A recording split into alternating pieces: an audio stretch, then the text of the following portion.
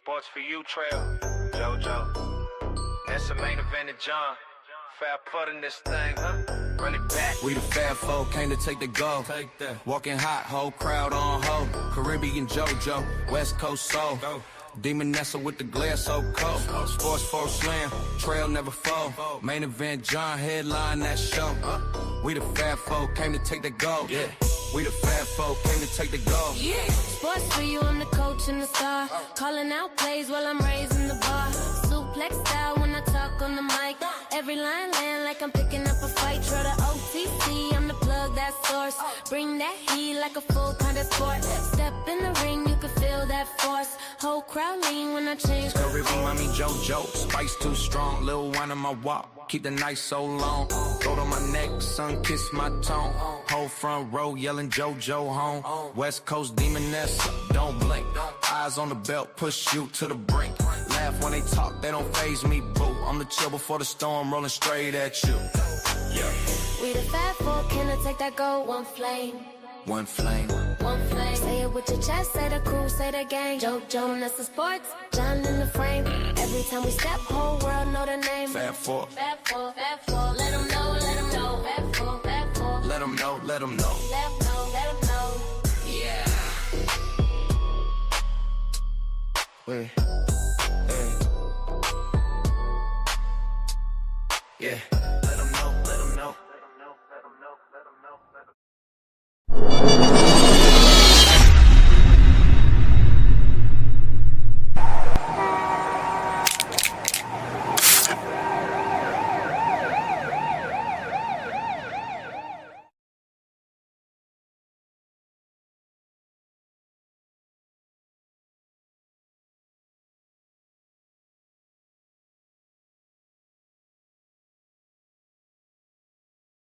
Come on, baby, and keep them daisies. Bring them girls from the nation do some.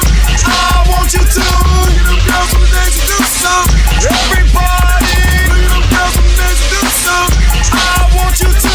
Bring them girls from the nation do some. Say, look, them girls from the nation do some. You know what I'm saying? Take me back to 90. Take me back to 94, 95. I guess it's just the best in the West tonight. Yeah, ladies. It is what it is. I didn't get a memo, but it's all good. Welcome to S4UWrestling, the come up episode 69. You know what I'm saying? I am the OTC Trail. That is the main event. You said the 90s, man. I mean, during that time, what a time to be alive, though, right? Though, I mean, what a good time to be a kid during that period of time. What was like one of your fondest memories of that time period when them Daisy Dukes and the shorties was popping? It was just the booty shaking era, because obviously you had them. You had obviously Daisy Dukes. You had Whoop, There It Is. Tag team, 69 boys, all of them dudes. Yeah, man. Quad City DJs, you know what I'm saying? They had to train. Pause. But I'm gonna ride that train. Let it rain. Yep.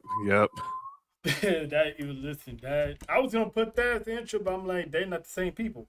So that would have threw off everything I had. But man, I remember growing up, man, especially during the summertime, you got the Kool-Aid with the mixed flavors, but we didn't.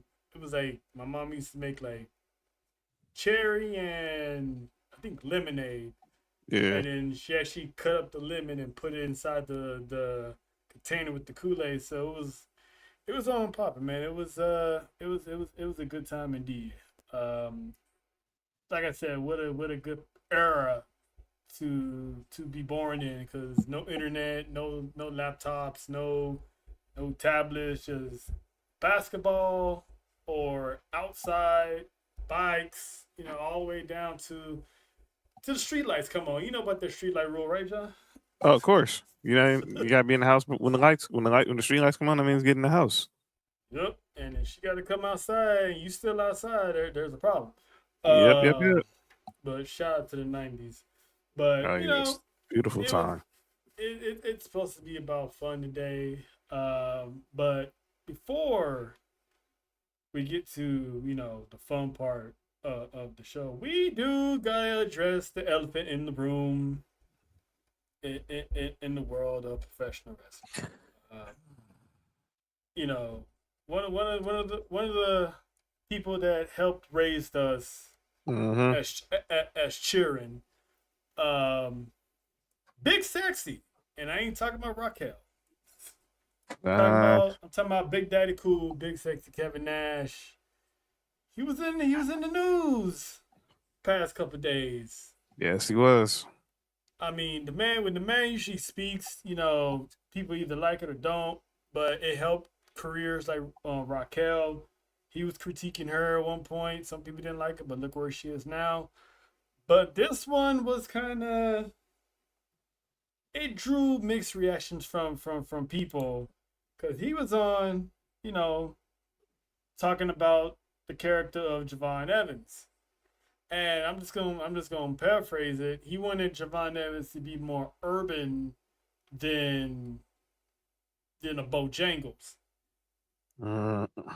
See, the urban part, I don't think that's what really got people upset because it was the Bojangles, the one that Yes, ruffle a lot of feathers. What's your take on the whole Kevin Nash situation? I understood where his heart was, but it was a horrible choice of words because when you hear when people of color hear the term Bojangles, it's triggering. I know this for a fact. I lived in Orange County. I heard that word before. It triggered me. So I had little flashbacks.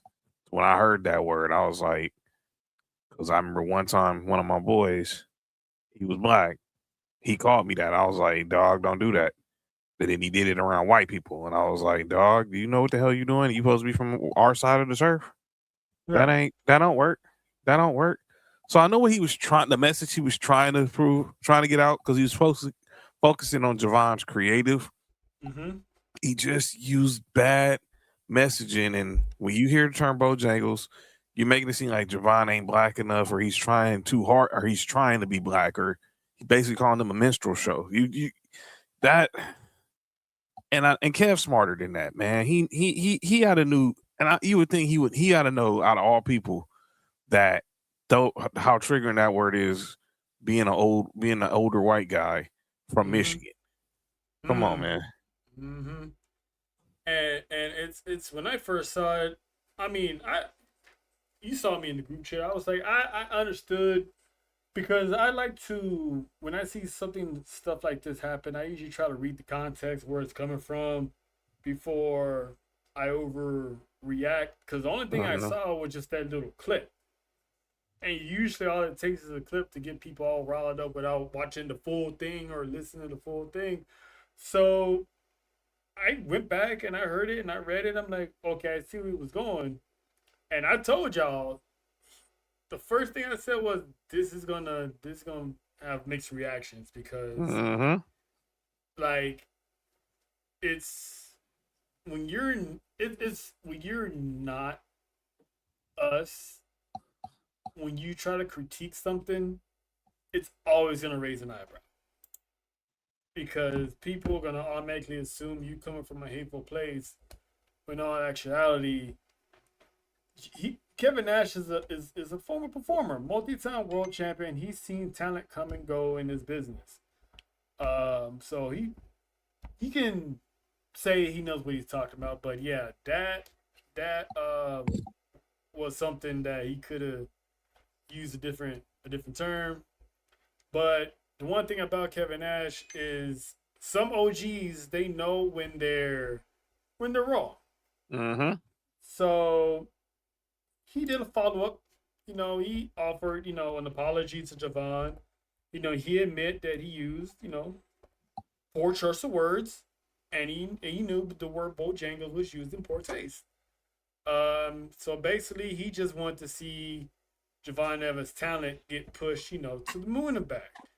And then for some odd reason, he took down the apology tweet,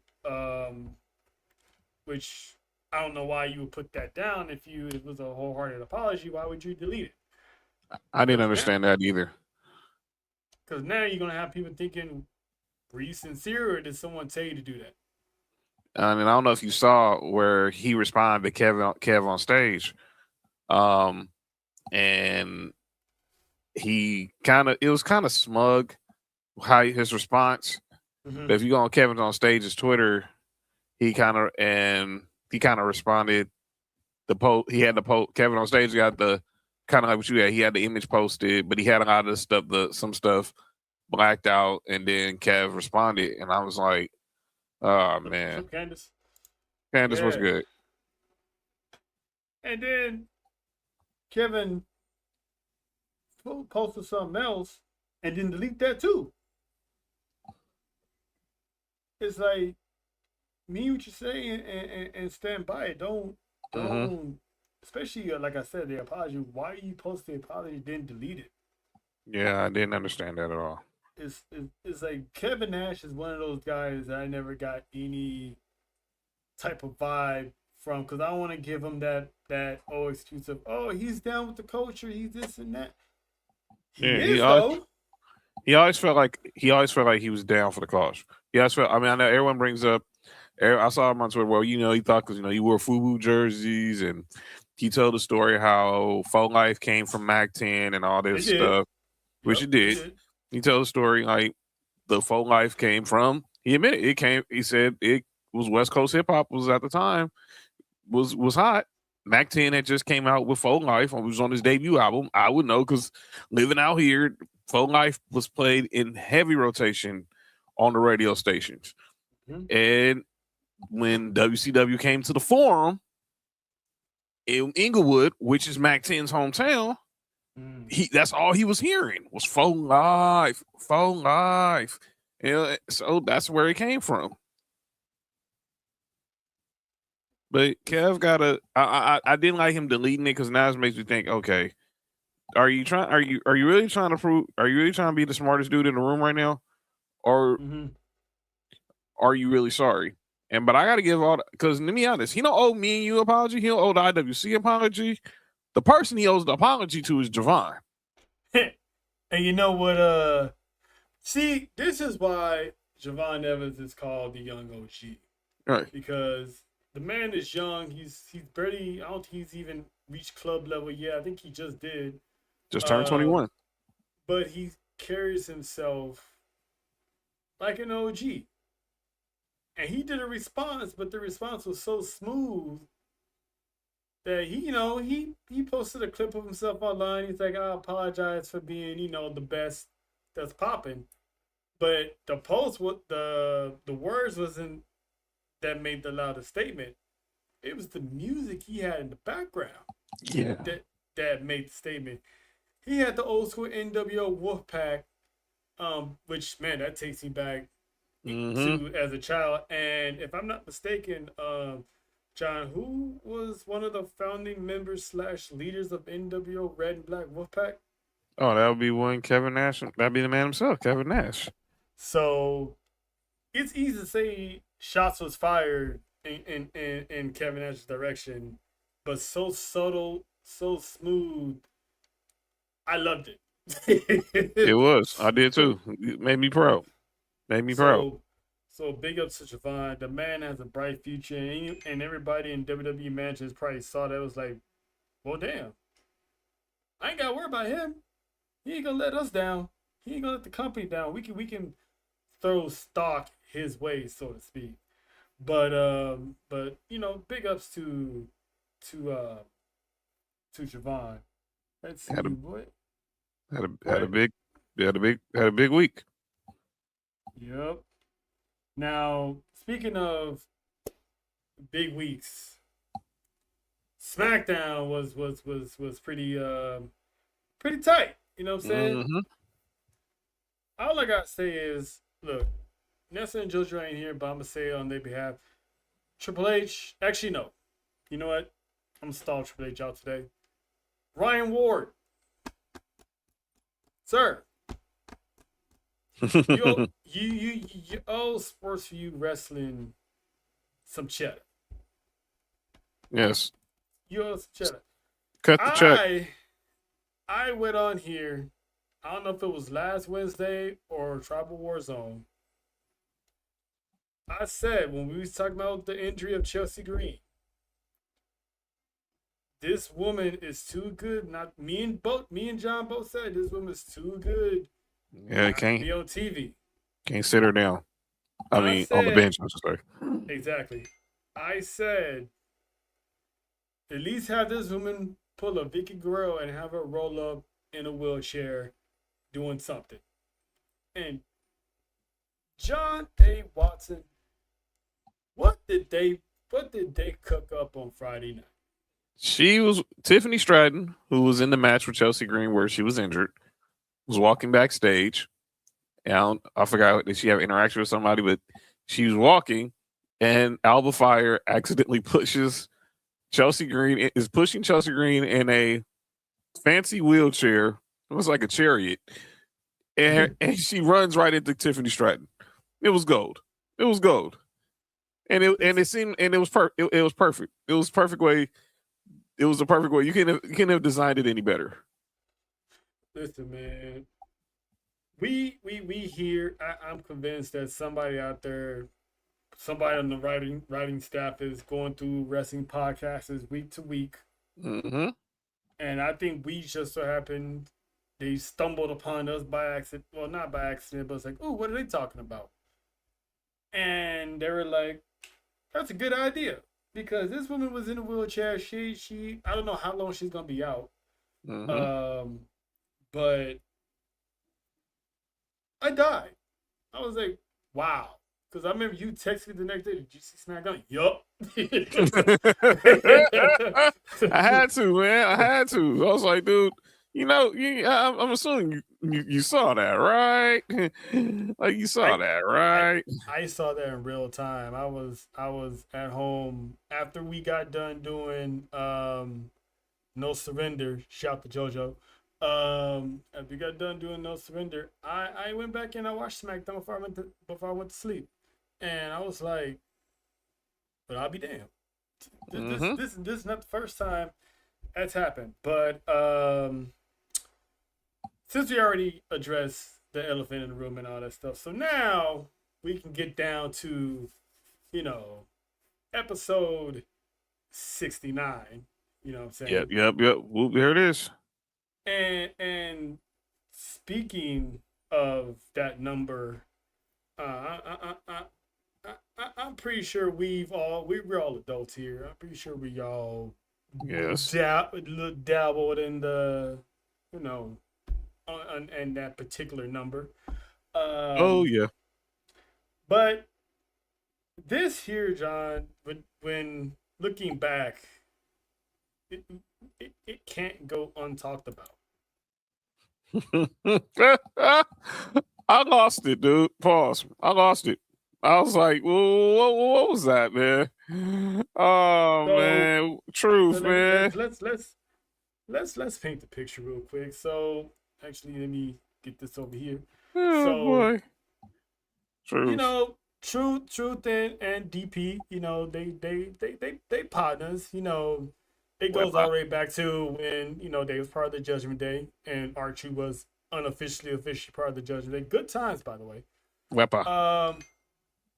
It's like Damian Priest knows when Truth is around, some shit's about to happen. Mm-hmm. So good old Kit Wilson coming here, in protest about masculinity and all that stuff, had a poem.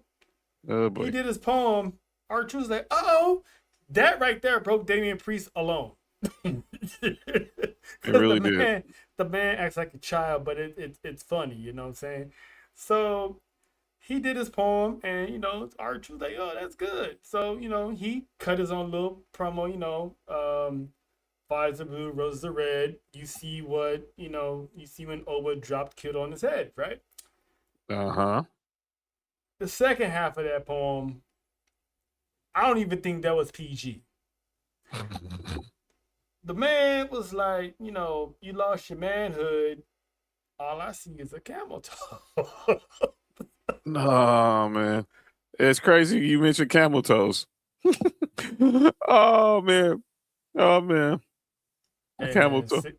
6'9" a camel toe is pretty cool. Anyway, Yeah. Hey yo, camel toe. but I mean, what was your initial reaction when Truth did this? Because I know I've never seen Nick Aldis laugh so hard since he got employed by WWE. The man Oh, was in tears. It's like Damien here just pretty much lost it from the get go. I mean, what was your thoughts on that, man? I was dying. I ain't gonna lie. I was dying. I was like, Truth, man, what you doing, dog? Like, Truth, what we doing, man? I was dying. I ain't gonna even front. Had me on had me rolling the whole segment. I was like, man, we got to protect this dude at all times, man. Tell another grown man he had a camel toe. Has to be disrespect. Has to have some type of is a level of disrespect that I can't even explain. But it was Yeah, funny. I can't either because I mean, he even had Kit Wilson breaking on the Obafemi line when he dropped him on his head. He kind of chuckled a little bit, and then he gained his composure. But when he finished him off, Paul, whoa, whoa, Hey yo, hey yo. wow, my bad, y'all. I mean, I know it's Hump Day, and you know what kind of episode we on, but hey, my bad. But when he finished the joke off, I was dying. Like I anyway. This was not gonna go. We already know this segment was gonna end wild. It was gonna be wild, man. Choked off, camel toed off. Oh man! That's a horrible segue because Look who's joined the show. look who joined the show. He's talking about chokes and camel toes coming to you live from an undisclosed location. That is the Caribbean one herself, Mrs. JoJo. He said it, not me. Tell me, camel. I'm sorry, I was hearing both of y'all. What? That was a wild line, though. I'm over here like. Have you ever told a man he has a camel toe? No. What would you do if a man had a camel toe, JoJo? Wow, what is going on here? We would have a different conversation. Little one. Do you want to have a little conversation? Little, huh? I mean, if you have a camel toe, you know what I'm saying? I guess scissoring's out the question then, huh? I think that's the only. I mean, I think that's going to be the only question. Oh, scissor me, mommy. Sir, madam. What is going on? Sir, madam. Alexis. Well, Alexis is neutral nowadays. Oh man, that's hilarious. I mean, since you're here, JoJo, first of all, hi, welcome. Hi. You know, how you doing? How you doing? How was your day going today? Good. It was eventful. It was. It was. Cool. So you missed the intro. So let me Yeah, did you have some Daisy Dukes back in the day, JoJo? Yo, first, wait a minute before you answer that. Before you answer that, sir, back in the day, JoJo was probably in elementary school. So dang, that's true, huh? So you asking her if she had Daisy Dukes but did she have them in high school? Okay, did she have them in high school? That wasn't the 90s, sir. That was like the but still, I mean, did they wear them in high school when she grew? Because they transitioned fashion for a good decade plus. Right, but Daisy Dukes were not in session in the 2000s, if I'm not mistaken. They found some ways to wear them though. Because remember they redid the Dukes of Hazzard movie. Yeah, but that was because that was what's her name's face. And she was Daisy Duke. Yeah, she was. But... Oh, I'm really couldn't tell you how racist that show was. Oh yeah. I mean, it's right there on top of the hood of the car. But anyway, see the Confederate flag, you know what it is. But JoJo, your answer to to the out of pocket question by John Watson. Apparently, all would like to know. Hello. Well, not really. Did I wear them around parents? No. I was only allowed to get away with that. Oh God, this is gonna get me in so much trouble. I already hear it. Was during the summer, and they were only like track shorts because of band camp, and me living in Texas and Florida is hot, so we can't exactly wear long pants. We catch a heat stroke. Well, judging by American Pie, that seemed like that's all they wore was short shorts. Shout out to the flute. But anyway, shout out to Petey. This show is really out of pocket. I walked in and it's like, what? Who didn't watch? Who didn't grow up watch American Pie? Everyone wanted the Bone Stifler's mom. Still do. Anyway, speaking of, like I was saying earlier, Joe, you did miss the intro. It was the Daisy Dukes. It was the 90s. We was talking about our favorite moments of the 90s. You were pretty much born at the right there at the precipice. The cusp. Yeah, so you pretty much, by the time you were 10 years old, you was already 1 year shy from the 2K. So from what you can remember, what was your fondest memories of the 90s? Being able to actually sit on a Saturday, eat cereal, and watch cartoons. But we're talking about, like, Cartoon Network and stuff like that. So you, just like me, you was one of the first kids that had cable. Shout out to we were allowed that. Nothing beats having your own room with cable. Yeah, man. And it was good enough that my mom didn't know how to, like, we had our own TVs, but my mom couldn't figure out how to split the.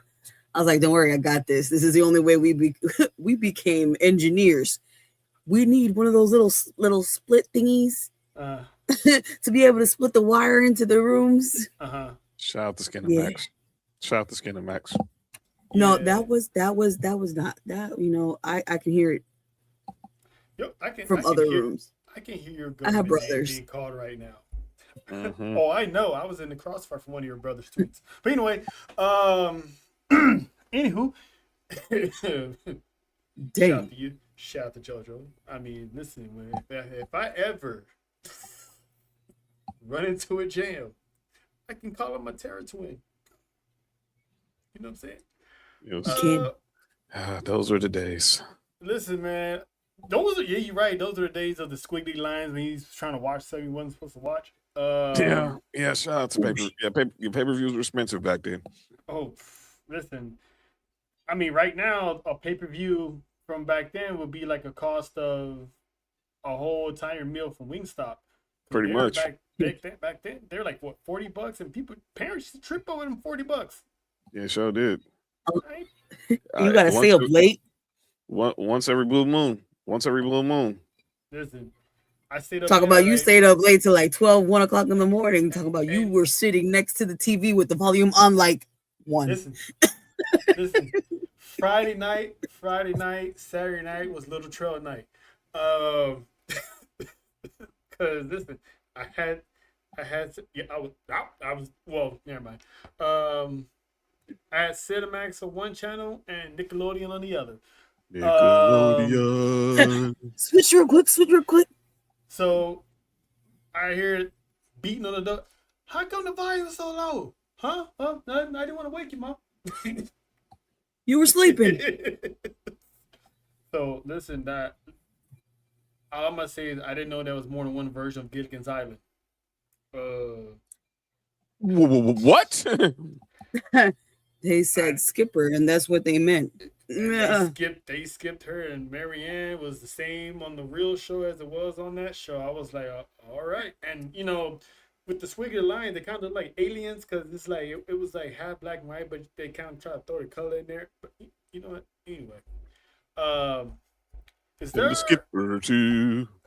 He did both of them.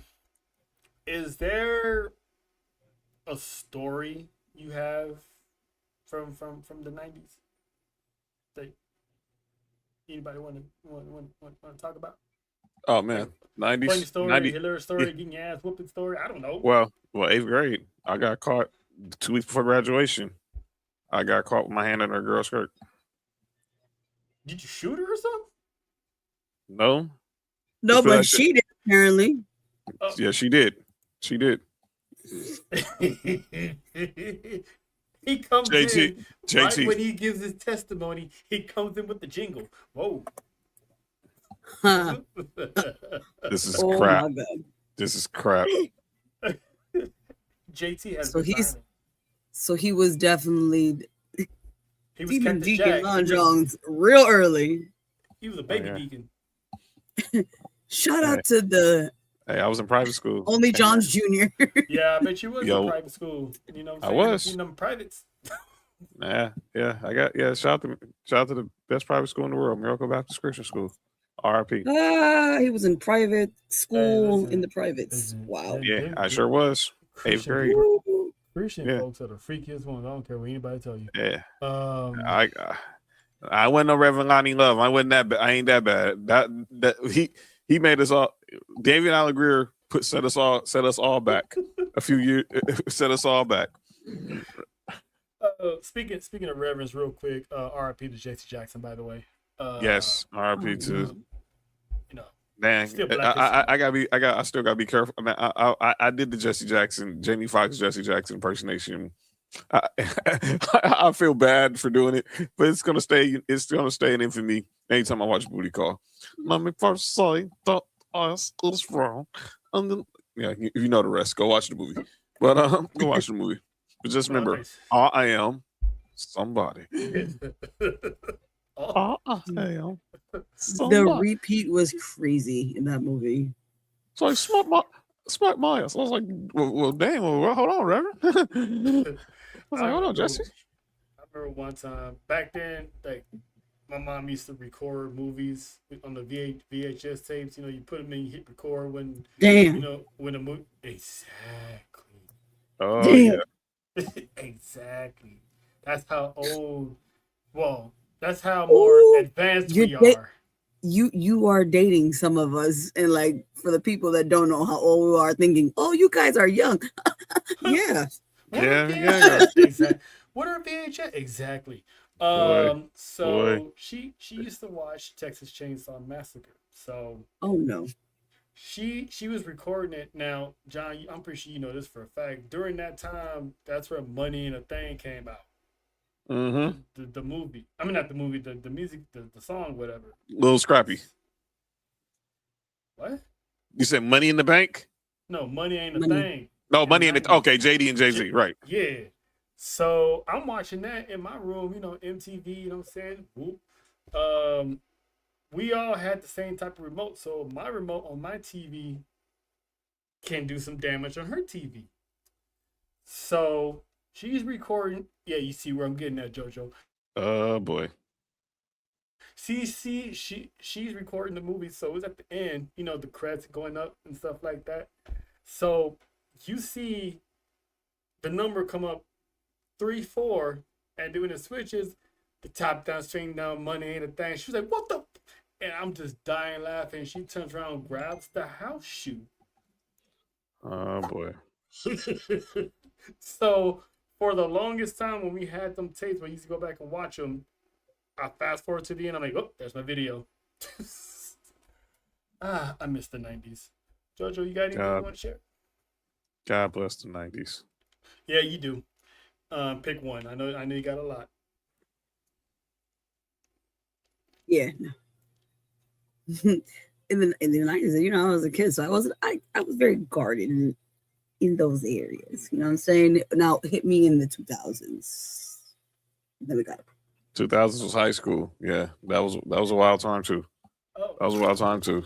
2000. So it's like if we got out of pocket, listen, I didn't like ass whoopings.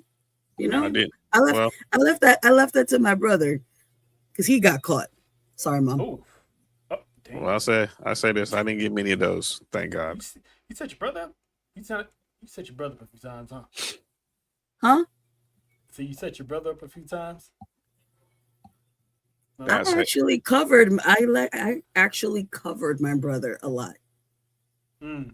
I was definitely my brother's keeper, but listen, you get caught.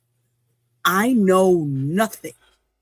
You hear me? I will deny, unless you got proof.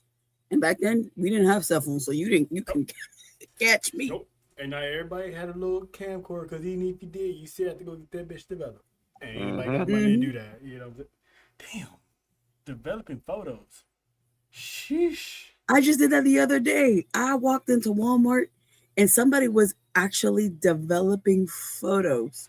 And I was like, like a 1 hour, like a 1 hour photo? They still exist. Like he was legit like cutting photos from a. And I'm like, hello? You still do that? Right? Hello? They still go to 1 hour photo? I'm like, that's me insane. Here. That's insane. That is scary. But I remember having a job during the 1 hour photo era. That's true. That's true. But man, I do miss the 90s though. But you know, shout out to the 69 boys because my mom used to always have that blasting in the car. And the first song I ever heard was Tootsie Roll. And oh my God. That was it was at every function. When I used to go to the Y, they play it. It was like the remix was dope too. So listen, you know, cotton candy sweet as gold. You know what I'm saying? Let me see your Tootsie Roll. I can still listen, do it. when I see, listen, we like if the parents weren't around, like the ones that got you in trouble, yeah, we would do those dances. But then you know you gotta vamos. You had whoop, there it is, and you had whoop, there it is. See, that used to confuse me, but the one I used to love the most, it wasn't tag team because 69 boys had whoop, there it is. Because which one was the one of excuse me, Shani, do you know where I can find some booty? That's whoop, there it is. That was 69 boys. Yeah, see, that one was my favorite version because that old man like, you know where I can find that was gonna be me. You know where I can find the booty? You know what I'm saying? Find your booty. And then I did like tag team one because again, it had an old man at the end. He's like, "Hey, you goddamn kids, stay off my lawn." Best music. It's best music of all time. But anywho, back to wrestling here. Wrestling. Does everybody want head? Does everybody need head? Was everybody love? Agreed. Head. Agreed. Yeah. I'm pretty sure everybody can agree. Yeah.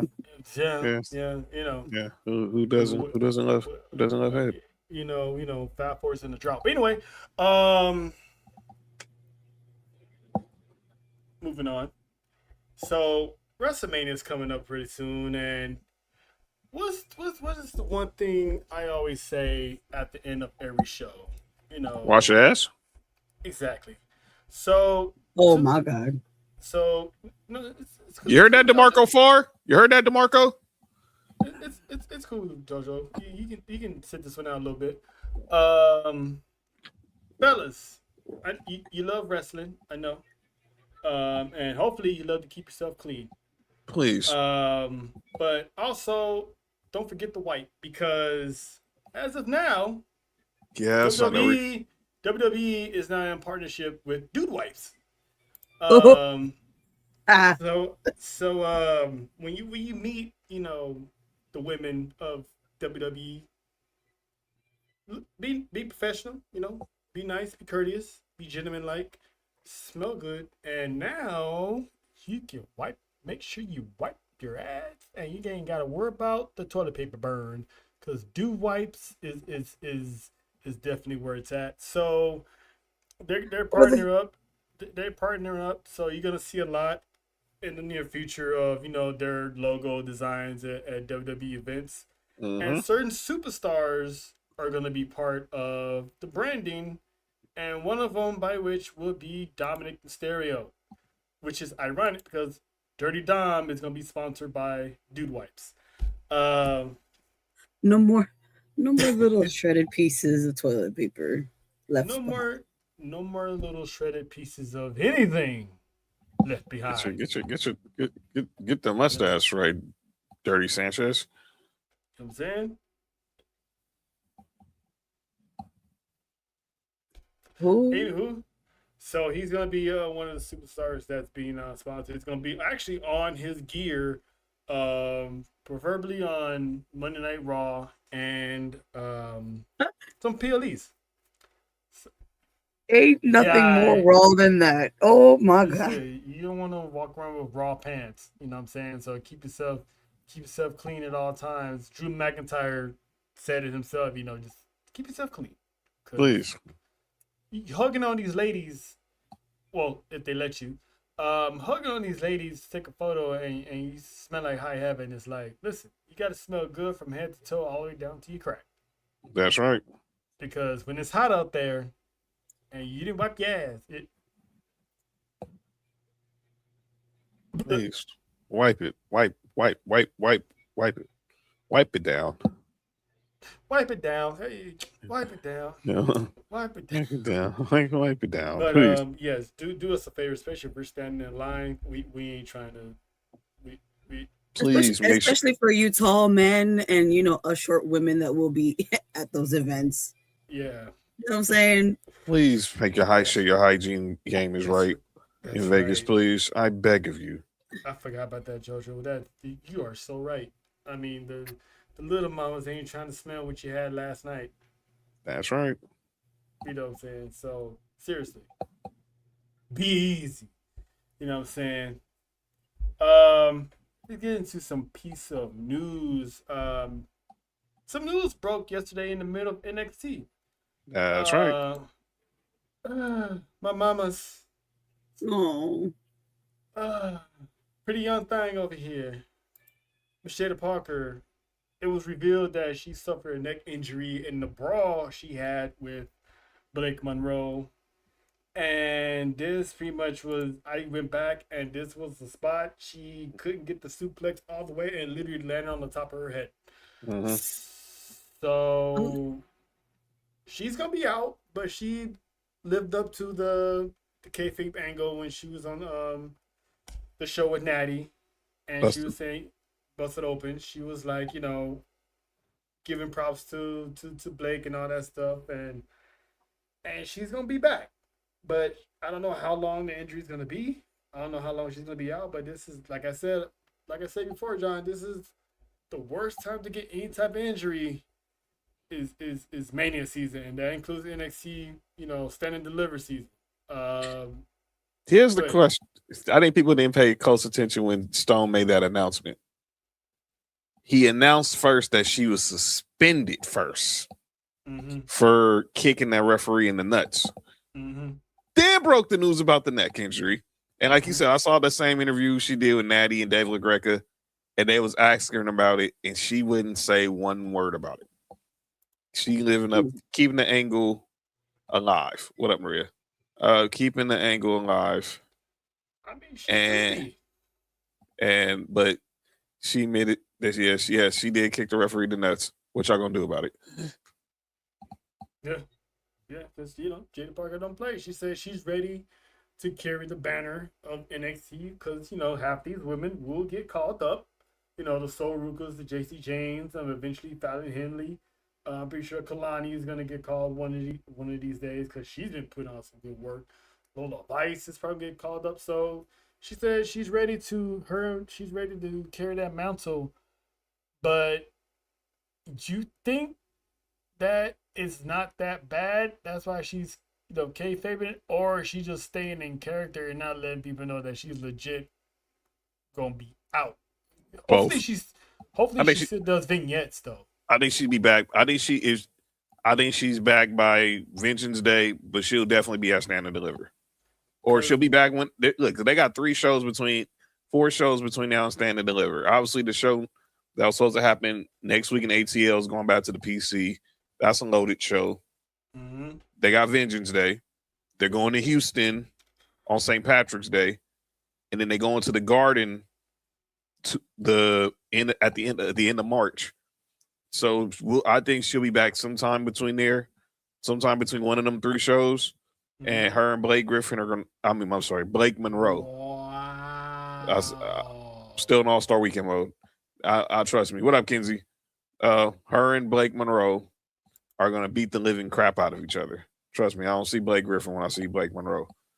I see something else. I see Mariah May. I see glamour. I know freckle-faced redhead. Damn, that's hate. But shout out to Blake. He's going into Hall of Fame. He's going to go in the Hall of Fame. That sounds like some Laker hate. But anyway, it is what it is. But speaking of WWE Elite, and calling her trash was funny. Yeah, it was, but you know, but she's not. Hopefully, you know, Jade Parker gets back and gets going because she's on this momentum run right now, and we need Miss Parker on our screen, right? That's what I'm saying. That was an accident. Trust me. I did not see. Listen, do we need Rose Court? Nah. Do we need no, we don't need no Rose Court for that. No, I saw Blake Monroe. I just thought of Blake. I don't know why I said Blake Griffin. I knew Blake Monroe. I know who we're talking about. There ain't no mistake there. Nah, don't call me no John Kaplan. Because number one, I don't think Rhea Ripley looks like Marilyn Manson. I'll take that highly offensive. Relax, Kinsey. Your first day back in the comments and you want to start mess. Relax. You better not hope the judge of Rose Court ain't watching. Look. Because if I get a memo saying Rose Court on Wednesday, it's out of my hands. I didn't call you Blake Griffin. Now relax. I made a mistake. What she was? Just call me trash. Just call me trash like you did Jada Parker. We're all leaving. No. Yeah. But before we get on, JoJo, truth with the camel toe. Truth camel toe is insane. I didn't say that. I said truth with the camel toe. I know you well enough. I can only imagine the thought process and facial expression made when that line was hit. I mean, what were you thinking? I was not thinking. I was laughing. I was laughing. This guy like dying. I was like, not the. You are toxic. This man needs to be a road agent, a producer when his contract is up. That was me. I was Damien at that point. That bottom photo, that was me. Yeah. Yep. It's crazy. And Kip Wilson wasn't done putting his foot in his mouth because he. Sometimes you gotta learn when to shut up, kid. He knew he fucked up. He knew he fucked up. Yep. He did. But I give him props though, because even though he knew he messed up, he still staying 10 toes down on what he said. Because, you know, he had another poem that, you know, Nick Aldis stirring the pot, you know. He said, oh, you got something to share with the class? Oh, you don't want to share? I'll share it for you. It's like, oh, it's about overfeminine. Ooh, I think you should read. Ooh.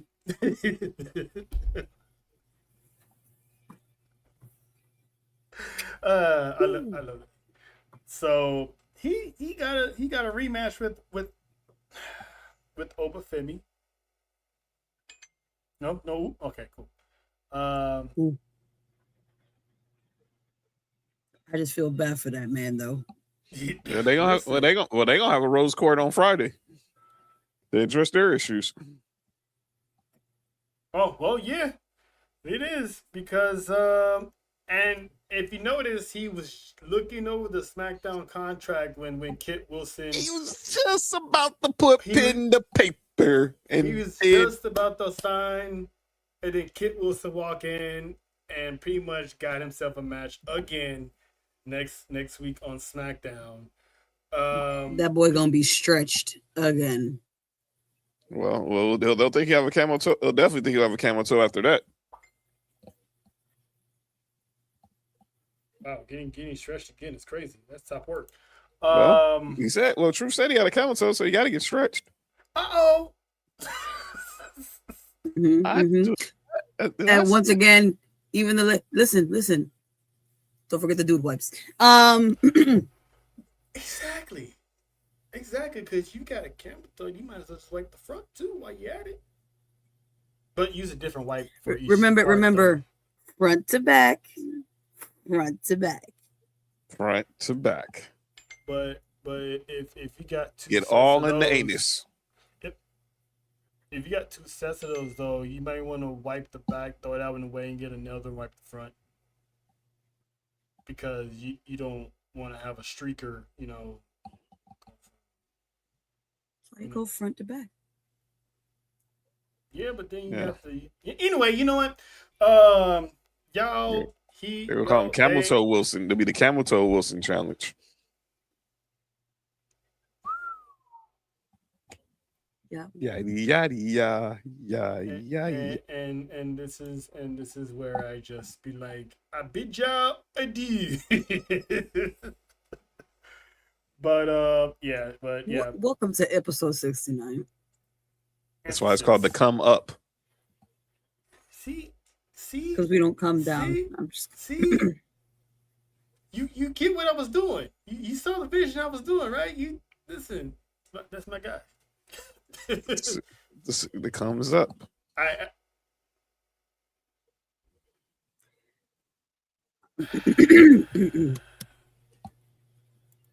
Ooh, squirrel. Shout out to the Beaver Sales. What up, Drell? Welcome to episode 69. Telling another dude welcome to a 69 is I said welcome to episode. I ain't welcome them to 69. I said welcome to episode 69. That's why you gotta make sure you be specific. Welcome to dude to a 69 is pretty diabolical behavior. No tombstone pile drivers happen. There's no tombstones over in this route. Nah, son, I don't play that route.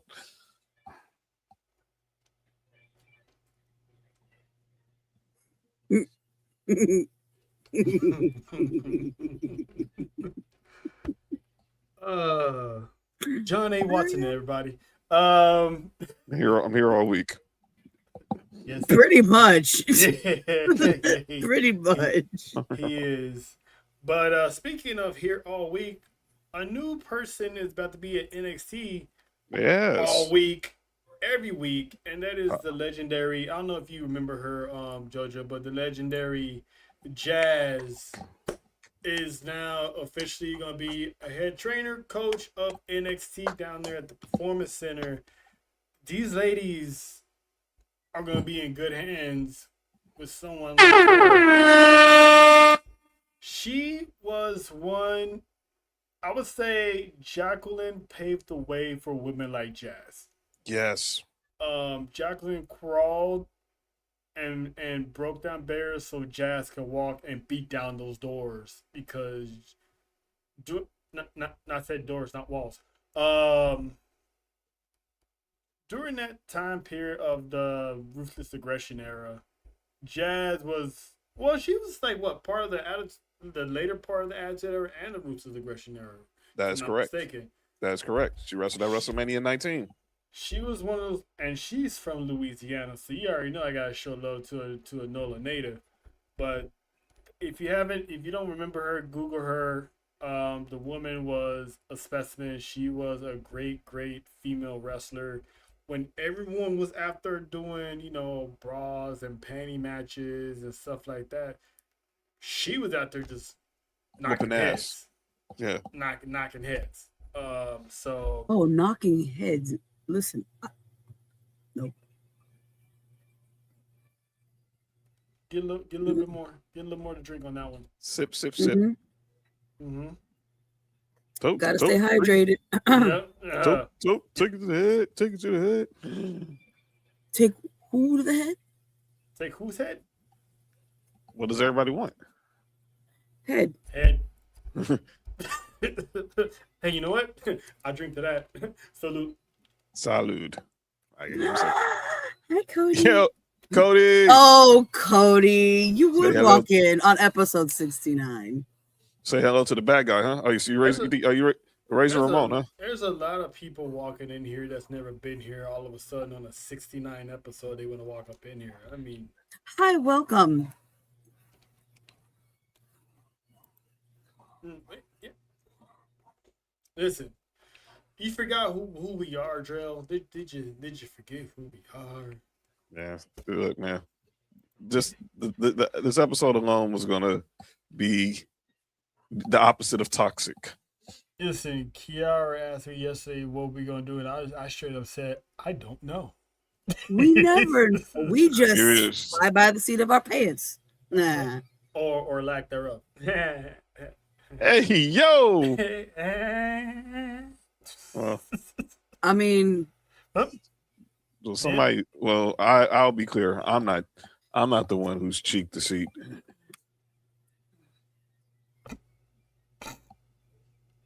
Wait, I have it here.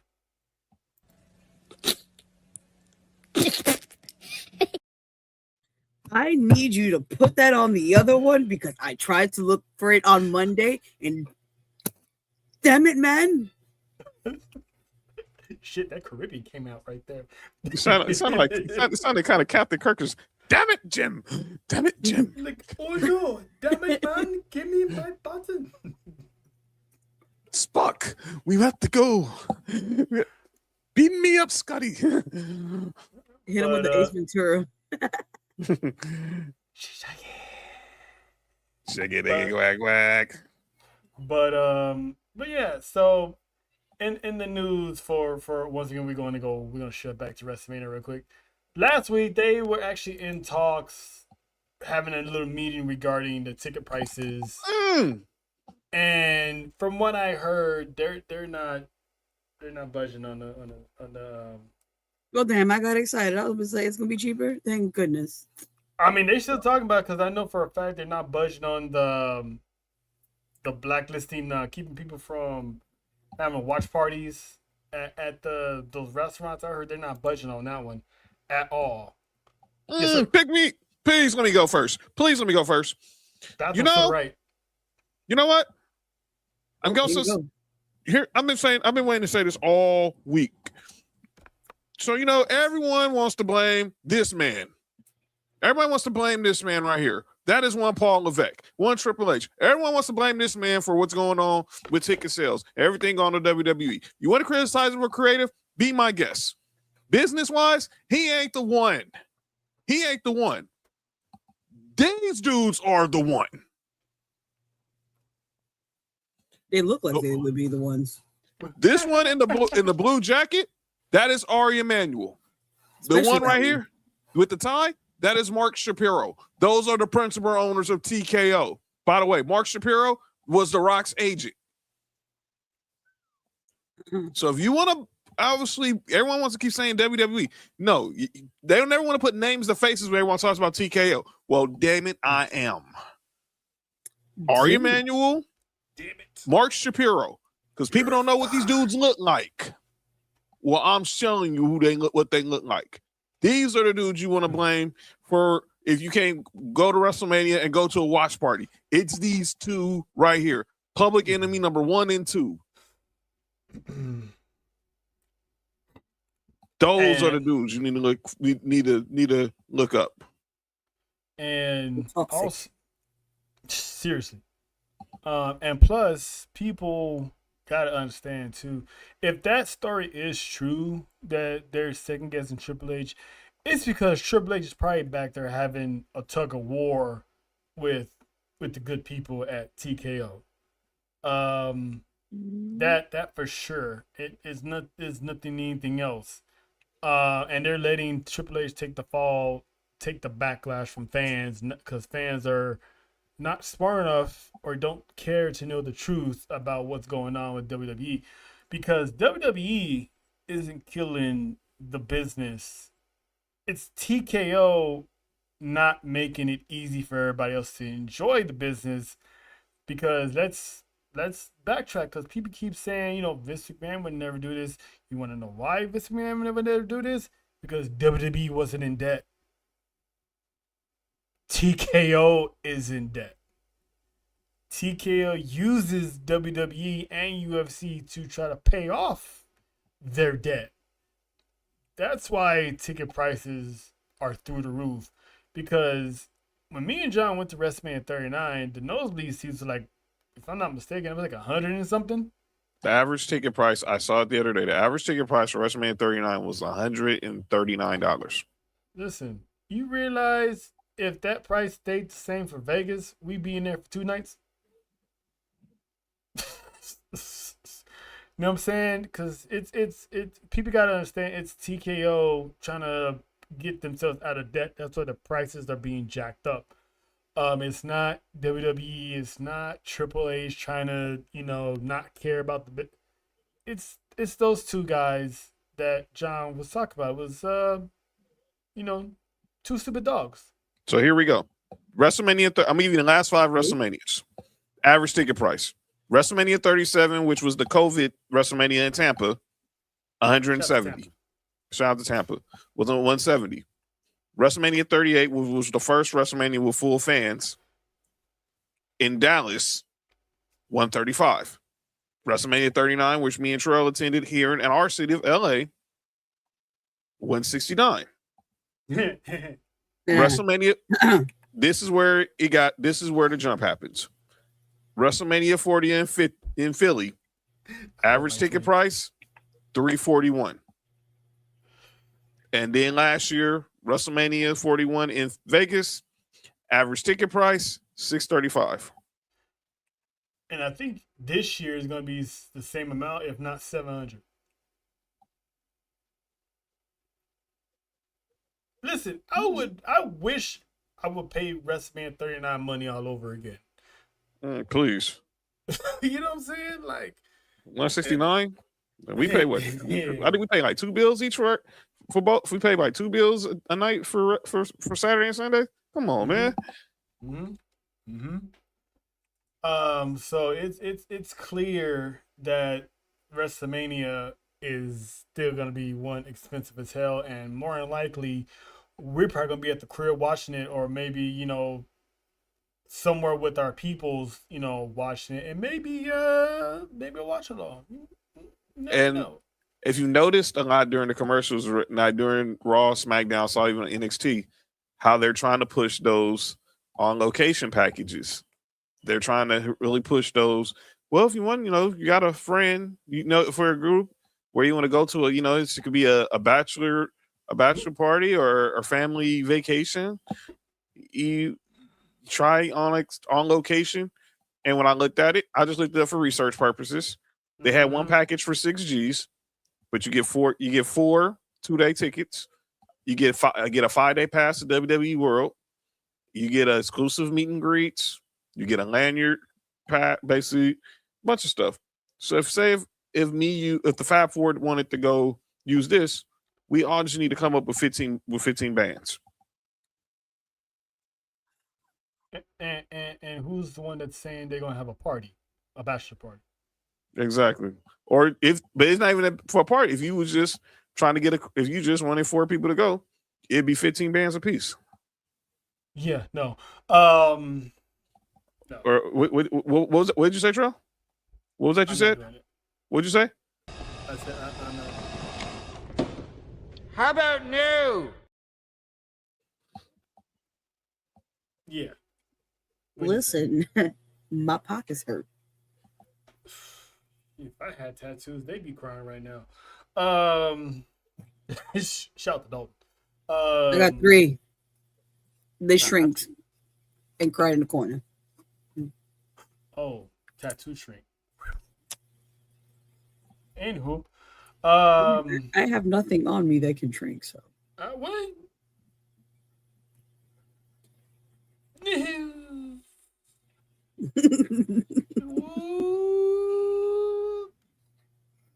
She's a sprouting flower. Hey, JoJo. Anywho, so might as well just call me the Lotus. This flower bomb. Yeah, she's fully loaded. But anyway, it looks like WrestleMania is ticket prices are clearly going to be expensive. But the one thing about WrestleMania that's not clear is Jade Cargill's path to WrestleMania. Because as of right now, she has no program, no storyline, and no opponent. And this is supposed to be the women. This is supposed to be the most prestigious title, the main title in the women's division on Friday Night SmackDown. Because Mamacita Stephanie, she has a clear path. Eventually, it's gonna be Liv Morgan, but she had Raquel. She has Liv Morgan.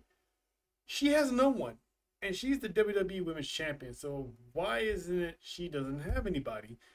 I mean, there as we all talked about on Monday on Tribal Warzone, Bianca Belair had successful, well, depends who you ask, finger surgery on her hand on Monday. So as of right now, JoJo's fighting for her life. As of right now, there's no timetable.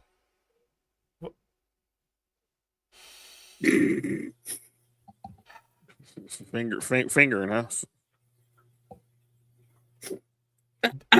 It's the wave motion for me. That How you're supposed to do it. It's not. It's not. I'm just saying. It's not this. Yeah, okay. You gotta be a smooth. It's a come here motion. Come here. Literally. You rotate. You gotta rotate it. You gotta rotate, huh? No, yeah. It's what? like, yeah. You know what I'm saying? When no circular motion. Well, sometimes. But there's no clear path for her. She already just got rid of Jordan Grace, which I personally think should have been held out to the chamber. So with Bianca out of the way, WWE has mentioned either Tiffany Stratton or Charlotte Flair as a backup plan if Bianca is not ready for Vegas. John, who would you prefer? Because I know Charlotte is set to qualify this week for the Elimination Chamber. Because I have her, but I'm gonna let you go and see what your thoughts are. I do too. Look, there's not many things Charlotte Flair hasn't done on her career.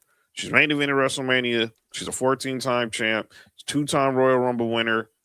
I think the only two things she really hasn't done that she hasn't checked off on her list is win the Elimination Chamber, matter of fact, compete in Elimination Chamber, and win Money in the Bank. Mm-hmm. She's been cashed on numerous times for Money in the Bank, but she's never won Money in the Bank or never been in Money in the Bank. Mm-hmm. But I got her winning because she hasn't been in the world title picture in 3 years. Yeah, that's a long time. And do you remember her last title reign? Yeah, we was there. That's right. When she lost to Rhea Ripley at WrestleMania 39. She was trying to compete with Asuka and Bianca. And obviously Asuka got the title, and then Io cashed in. And became champ. And then she had the knee injury that kept her on the shelf for over a year. Mm-hmm. And that's why she hasn't been in the title picture. And last year at Mania was her first time ever being back in the picture. And obviously she won the Rumble, but she lost to Tiffany. Mm-hmm. So it might be time. And they've been teasing her and Charlotte since Jade.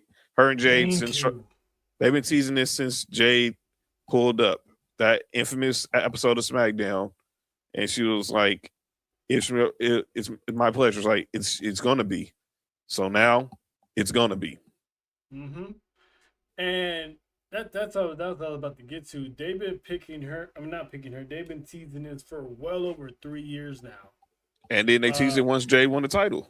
Every time, every now and then, someone makes an entrance. Here comes the other one. Someone's leaving.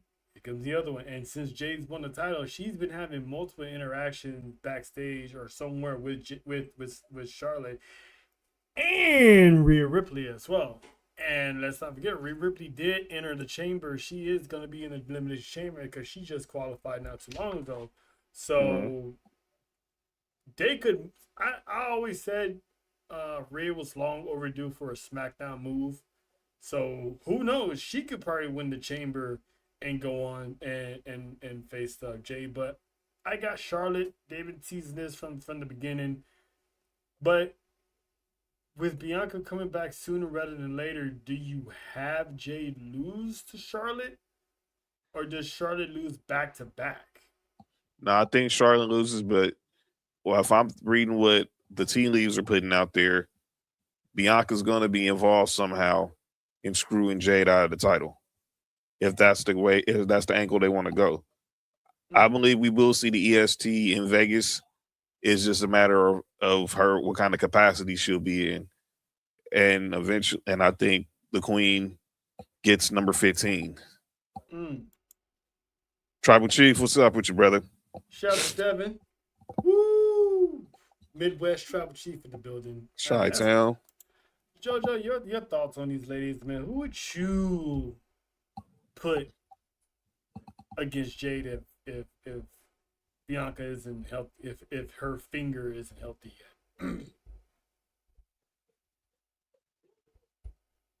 What is this new one that just came up? I just saw her and it slipped my mind. Because I like where this is going with her. Jordan Grace? Yes. She's so tiny, but she can.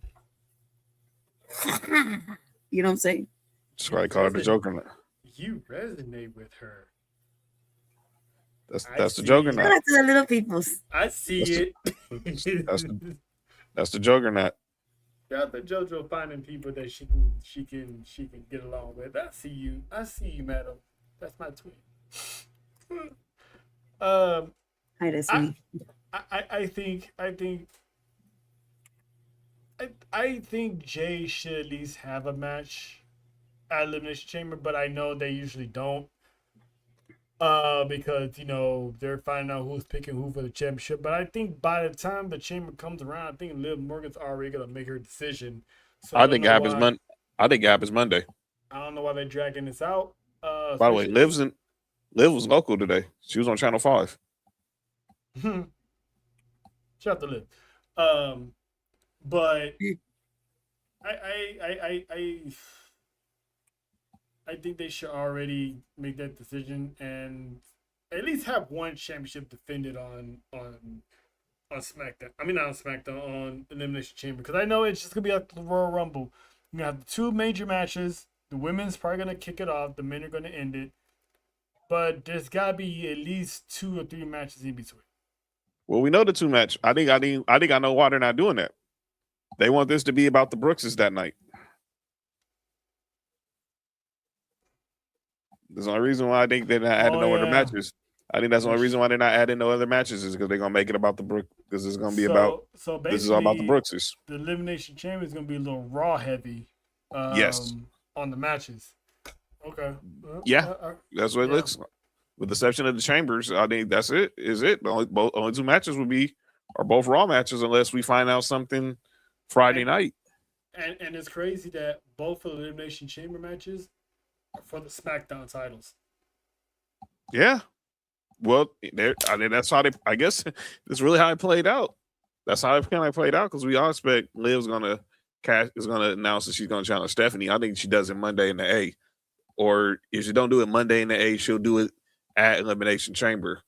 But I think she does it Monday. I think she does it Monday in the A, and then we know for a clear fact that it's gonna that whoever wins the Women's Elimination Chamber is going to challenge for the SmackDown Women's title. So that's either going to be Charlotte, Alexa, or Tiffy time. But I think it's going to be Charlotte. Let's talk about, since we're already talking about Raw, let's talk about Raw for a second, because Bronson Reed in the Vision, took on, Mr. Santiago, his brother, and one LA Knight. Yeah.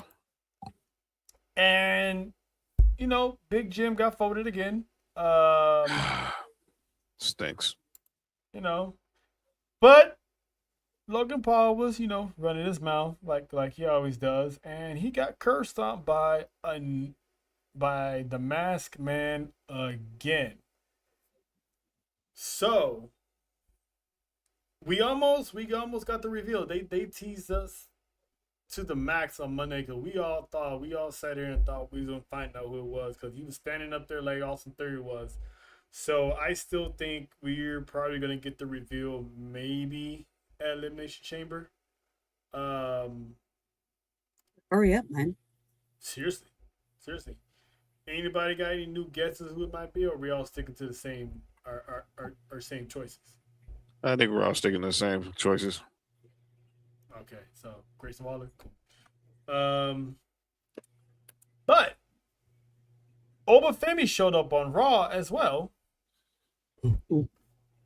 with a contract offered by Adam Pearce, which he has yet to sign. And what did I say on Monday? That he's gonna sign that contract next week. Mm-hmm. But because there's a special appearance going down next week, and that is one Brock Lesnar makes his return on Monday the 23rd. Now, question is, what is he going to be doing? Is he going to take over the division while, Seth Braun Breaker's out, which, it's out of the realm of possibility because it's Brock Lesnar. Is he going to start a feud with Obafemi on Monday? Is he going to start a feud with Gunther? Because that was also rumored at one point as well of Gunther and Brock Lesnar. And we are on the road to WrestleMania, so that is another legend that he could kill.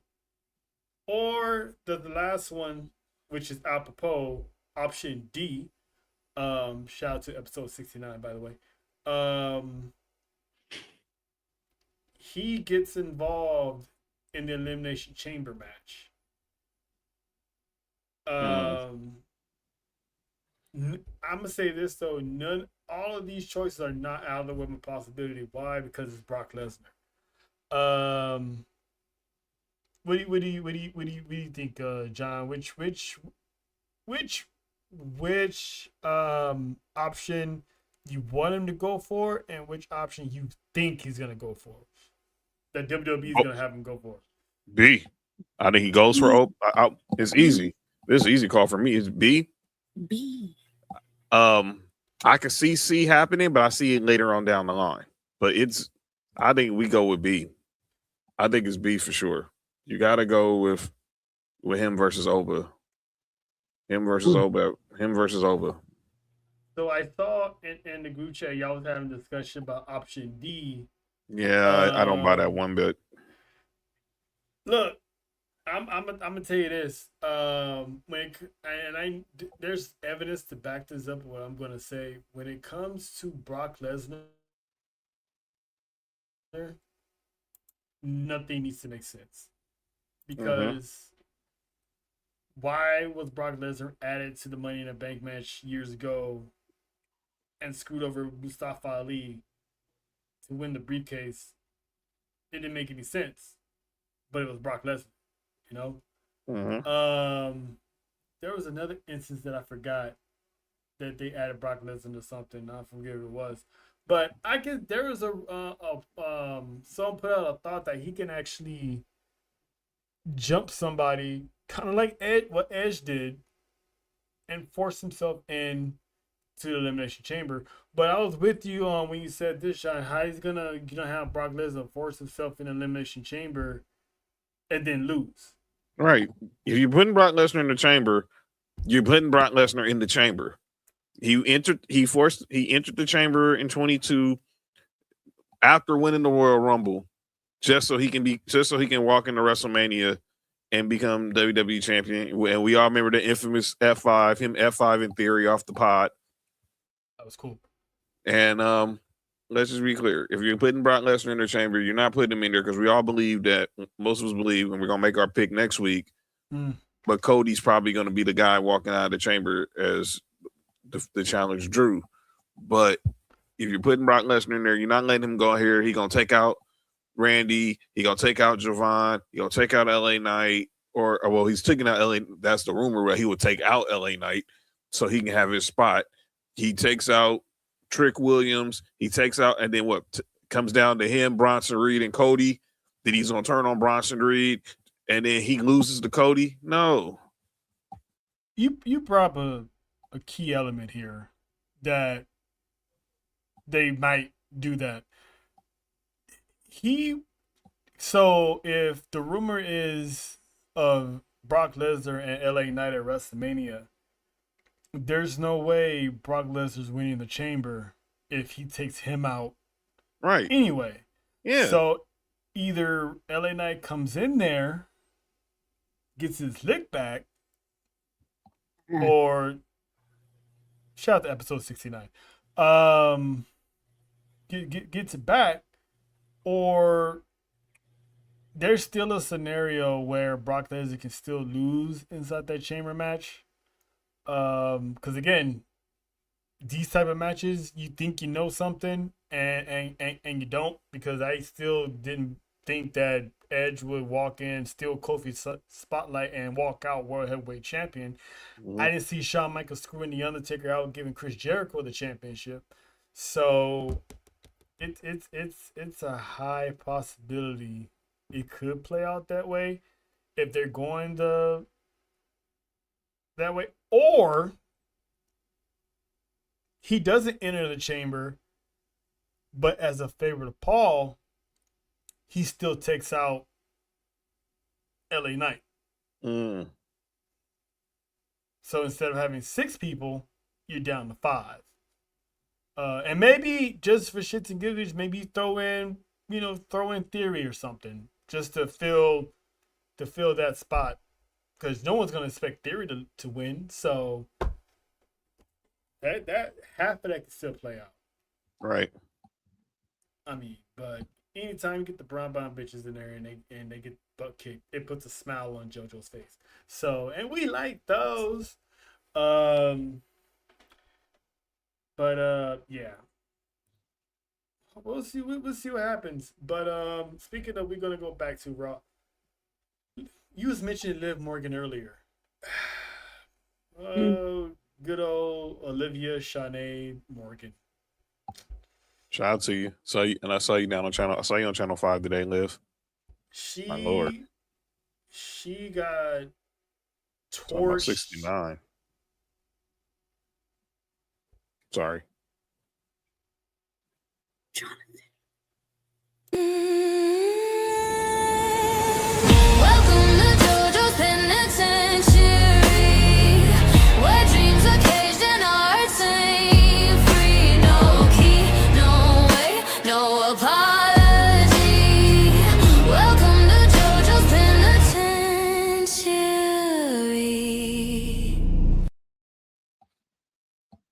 Once I get a visit from Liv, I'm good. Damn. I mean, I don't think she'll have a problem with that either, so I ain't got nothing to say. I'm pretty sure she likes Oreos. I need some more water. Yeah, trust me. Yeah, I got her creamy middle for you. Ooh. Always been known to be quite the screamer. Oh my god. Oh boy, when someone touchdown in Texas, man. Oh! What? She already knows, man. She already knows. If I have to deal with that porn stash, if I gotta deal with that porn stash, she gotta deal with me. She gotta deal with the güerita. Bien, pendejo. Yeah. I don't think she has a problem. Was that you? Yeah, that was me. Yeah. Okay.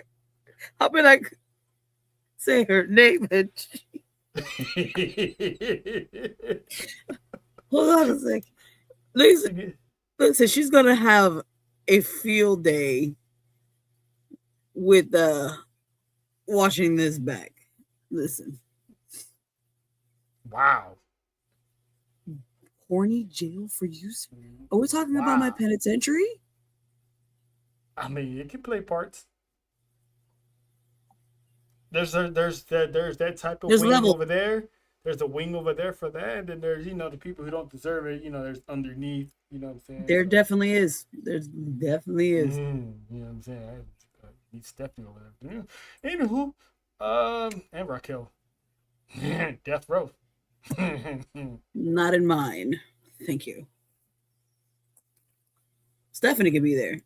Not Raquel. You can create your own penitentiary for that one. Damn. Thought you like Raquel. Who said? Not like that, but I thought you just cool with her. I thought you was cool with Raquel. Listen, she rides along with La Güerita. For now. And against who are they going after right now? Listen, Big Sexy got to get exactly. She got to go on a run. Exactly. I don't want to hear nothing. I don't want to hear nothing. She got the Big Sexy though. But damn, what was I talking about? We were talking about Liv. We were talking about how Liv Morgan got ethered. Oh yeah. Sorry. Now, she got ethered so bad that she She said it was dusty. She said it was dusty. It was dusty in there. Listen, when you bye. The only thing, never mind. I was and once again, Ryan Ward cut that check because I said Stephanie should invade that interview, and what did she do? She invaded the interview. I'm telling you, S4UWrestling Wrestling be getting paid. We should be getting at least some front row tickets to Mania night 1 and 2, please and thank you. Can you send babysitters? They clear all the costs. All the costs. Please. Because the money you owe us, that's WrestleMania front row tickets right there. And then some. And a meet and greet. Heavy on the sum. And passes the WWE World so we can get into the meet and greets. Yep. Exactly. Because listen, we got places to be this year. And people to see. You can help us out on that road. You know what I'm saying? But yeah. What you thought about that, JoJo? About pretty much our Mamacita just flaming this girl to the point that John had to go look it up in English. Damn right I did. It was dope too. In the words that we use in our house, and we'll put it in Spanish just for this occasion. Pa que siga jodiendo. She liked to talk all that shit. And she couldn't handle it being talked back. Because Dom was telling her in real time what she was saying. I was there like, damn, that didn't make it any better. That didn't make it any better. One little lie and she finds out, that would have been his ass. So he had to play translator, and Olivia worked hard to where she get at, but for the sake of that promo, she got bodied. Hiding behind a man and all that stuff. I was like, whoo. Were you driving the truck for that one, John?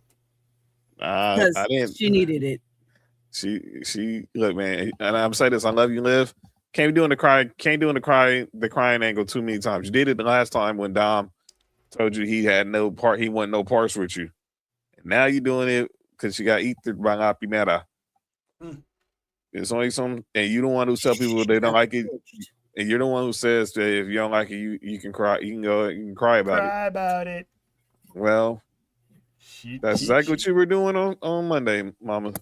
She did a whole lot of crying, and she's over here. Dom's. I feel bad for Dom in a way because he got to deal with her, and he's still. Yep. But light this up. You know what? Nope. Dom had to deal with that, and plus get ready for his triple threat match because the Judgment Day is on their way out because Finn and JD, the returning JD, might have had Lord Farquaad made his return back to WWE after breaking his Manuela. So mhm, mhm, mhm. Yep, that's I hope he's ambidextrous. Hey, yo. Well, that is 69. What the hell's that guy doing?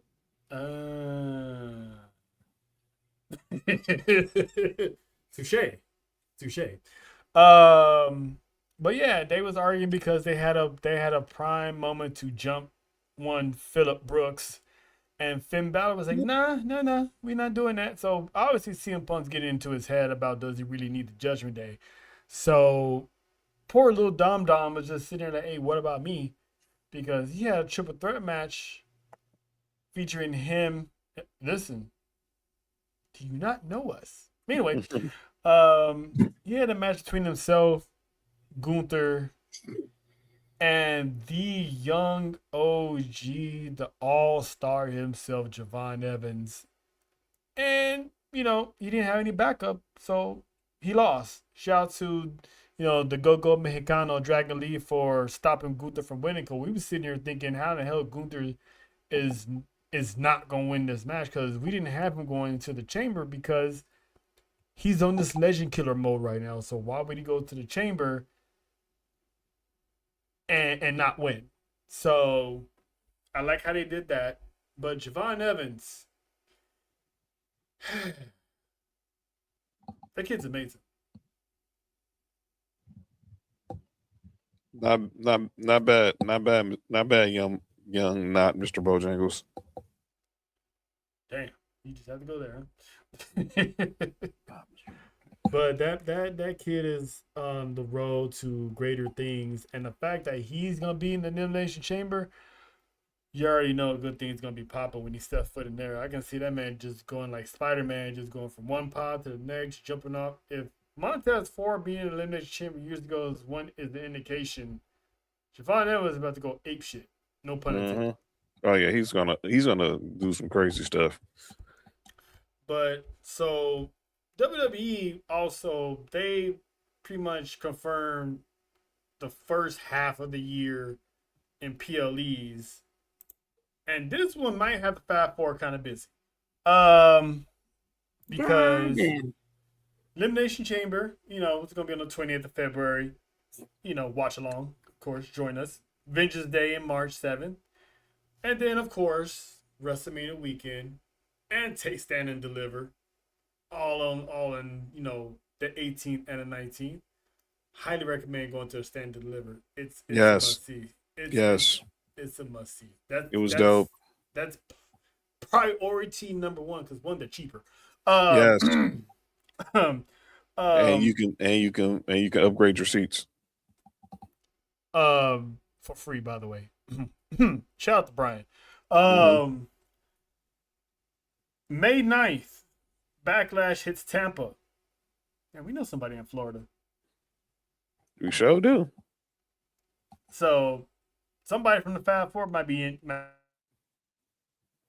the building, you know what I'm saying? You never know. And then a few weeks later, it's gonna be Clash in Italy, which the news broke, if I'm not mistaken, this morning. Triple H announced that the Clash series, as I like to call it, and now will be invading Italy. So that's gonna be a sight to see. August 1st and 2nd, of course, SummerSlam in Minneapolis, Minnesota, home of Brock Lesnar.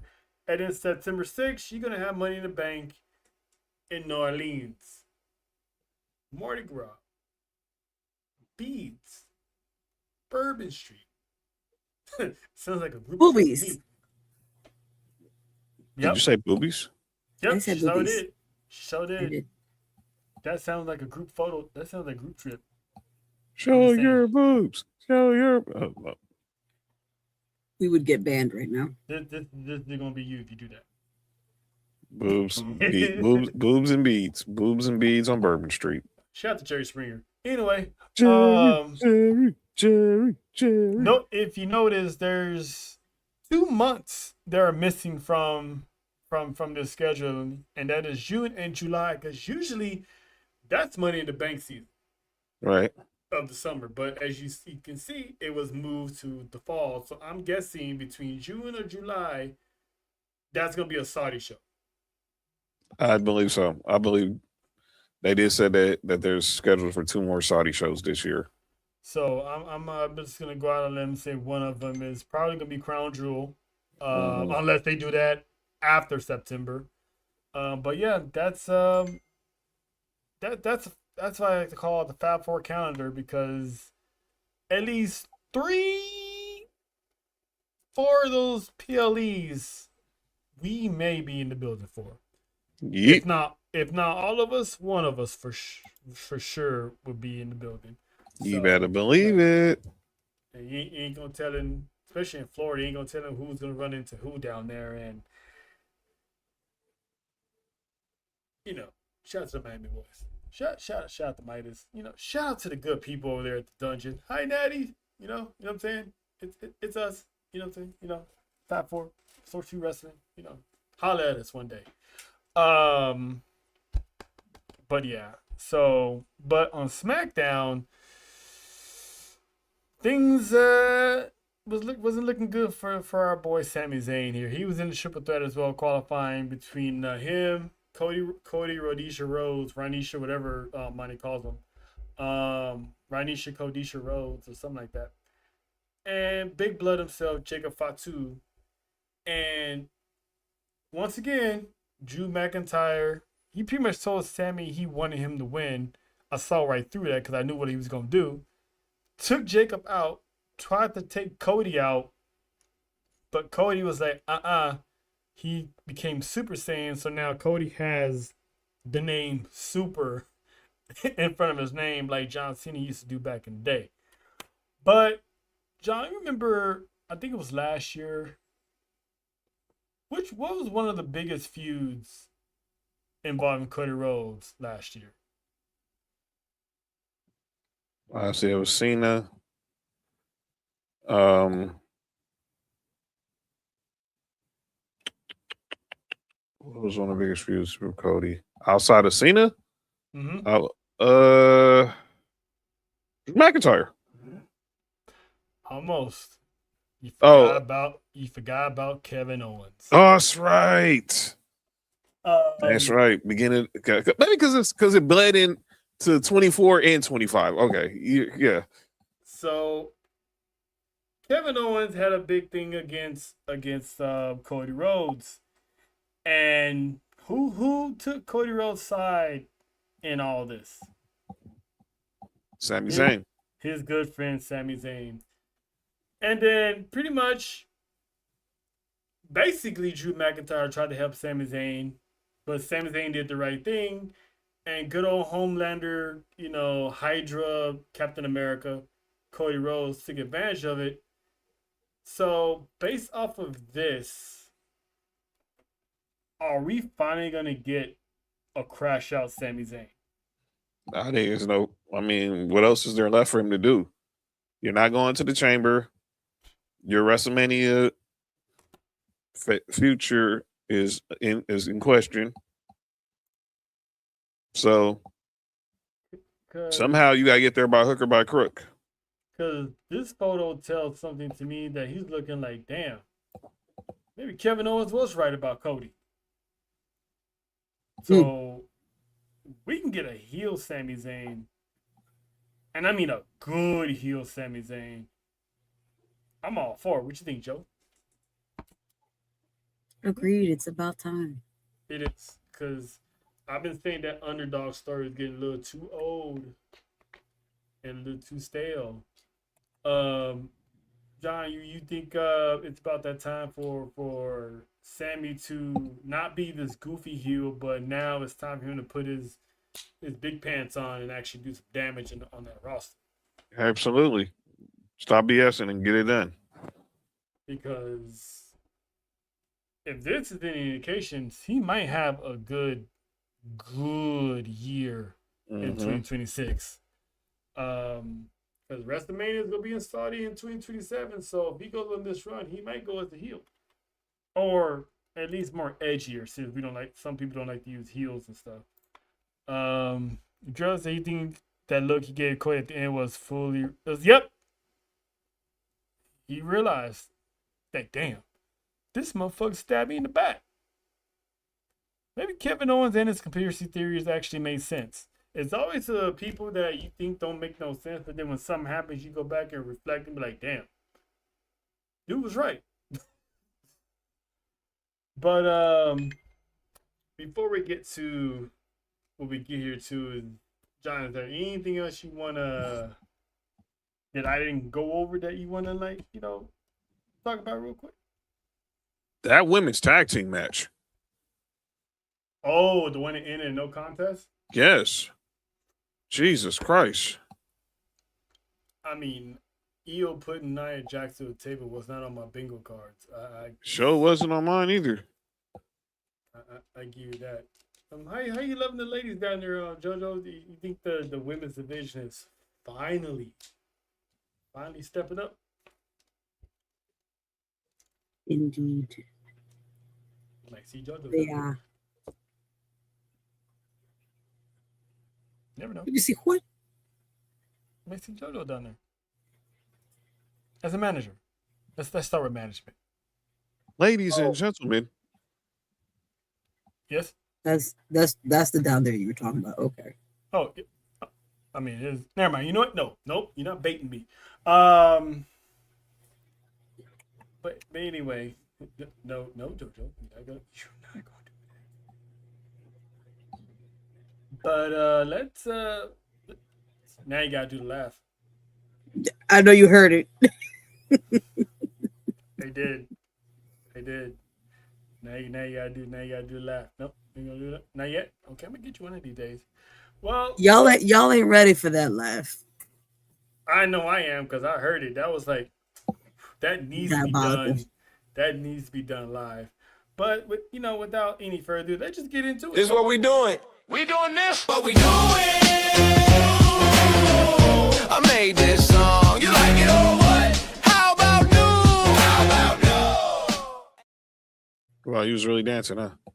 Sure was. It's a bop, man. Come on now. How about new? I made this song. You like it or what? Man, wait till you get the Terror Twins one. That shit's hilarious. But John, anybody want to be like, yo, man, this what we doing?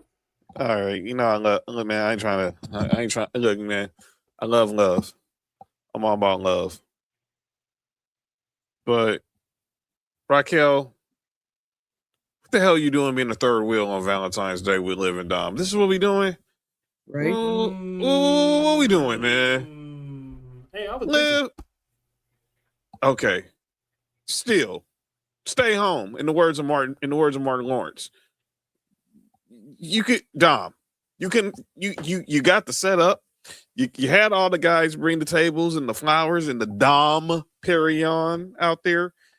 You can't find better security. You had to bum Raquel for a trip to her home state, where she could have been with the familia, going to visit her nieces and stuff. Instead, she's playing third wheel to you and Liv's dinner in a movie or dinner in a match in this case.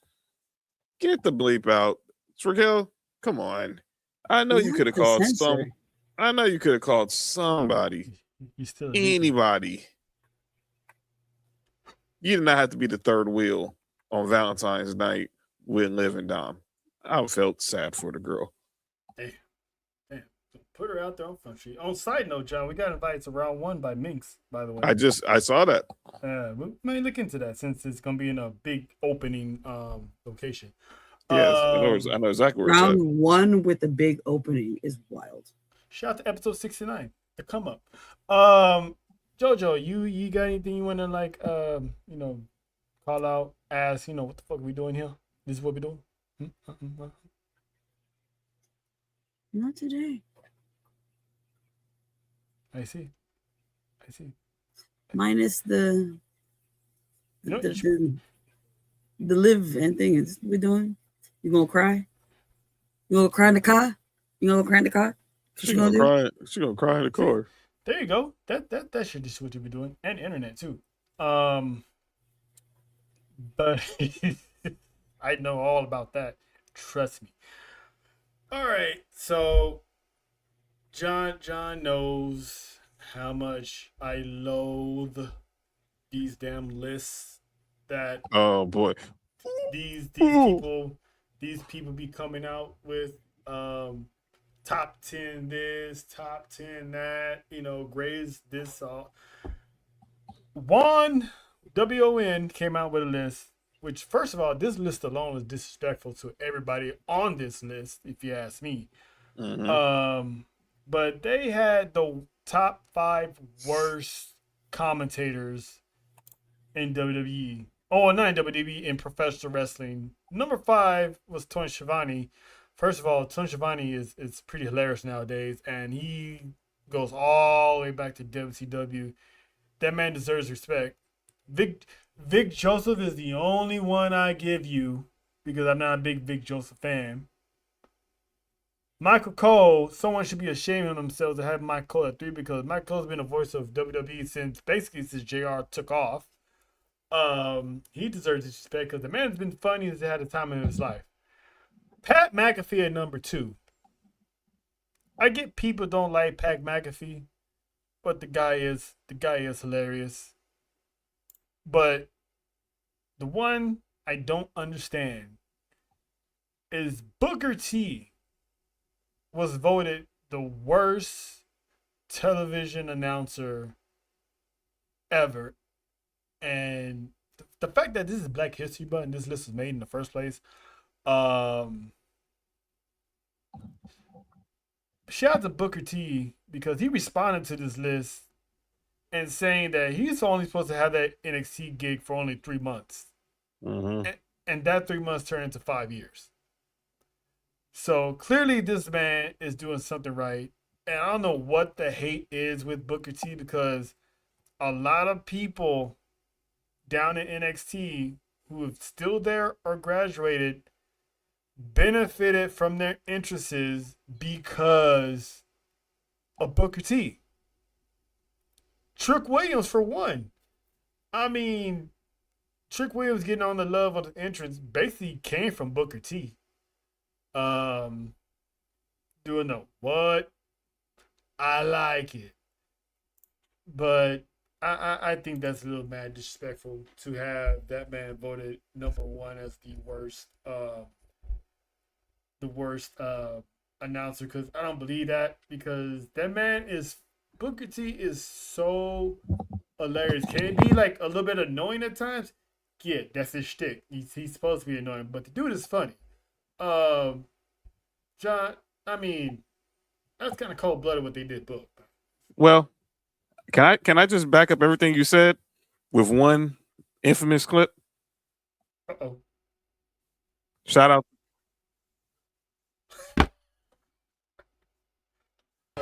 Oh, hell. It look like Booker T's coming up. Booker T's trying to get up from back. Of course, I would join in the fray if it wasn't for this staph infection in my elbow. And come on. Yes. Booker T's beating up everybody in the ring. Boom. Booker T just got on the big shot jaw. Boom. Booker T with another big shot jaw. Boom. Big Booker T just pulled Creed up. Booker T is pulling Creed up right now. He's going to hit him with that big crush. Sorry, Woods. All right. Listen. When Booker T did that, his announcer name was Black Snow. Yeah. TNA was a fun thing back in the day. His name was Black Snow. So basically, if you really think about it, the Booker T you see on NXT was that Booker T right there. Shout out to Black Snow. He's just older now. But it's what's going on, Justin? Justin, about happy belated birthday to Justin too. Yeah, exactly, Justin. It's his style of commentary. That's why he's entertaining as hell. And Pat McAfee's also entertaining as hell because of his style of calling stuff. But him and Vic Joseph make one hell of a funny duo because when they popped up on SmackDown, when he called Booker T the worst general manager on SmackDown, he was like, "You better get your ass whooped. Do your job. Do your damn job." But that was some good stuff right there. So that is that where we will be doing the worst commentator of all time. Come on now, that we can do better. Next is what we like to close our show with, and that is the acknowledgement. Something that we like to showcase of something that's good that we see that we want to point out. So, ladies first, JoJo, is there anything you would like, or anyone you would like to acknowledge on this 69th episode of the Come Up version of S4U Wrestling? It won Stephanie Becker, and I will listen in all the aspects. Thank you for putting belt to ass. Thank you. Thank you for all the angles. Thank you. Yeah, angles on that anal. What did he just? No. Oh my god. No. Oh my god. No. Ejectocito, cut! No.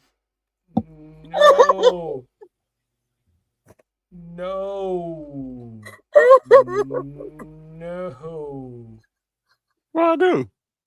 No. This man does not just say that on national television. He did not just go there on national television. Stream your clip that. One of us. Clip that indeed, because listen. Ooh. This is a sick Negro. Oh my god. Oh, I was not expecting that. For real. This is why we have parental advisories, guys. Huh? Yeah. Oh my lord. He said with a straight face too. Well, I didn't want to say anus. And what is he doing? What is he doing?